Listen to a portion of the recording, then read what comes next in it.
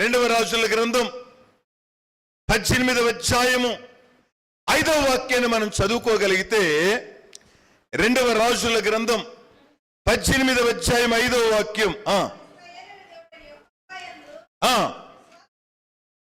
ఇశ్రాయేలీయుల దేవుడైన యెహోవా యందు ఎవరైతే విశ్వాసం ఉంచి ఉన్నాడో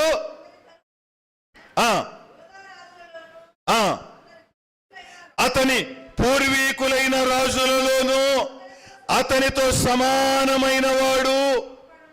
ఎవరితో సమానమైన వాడు?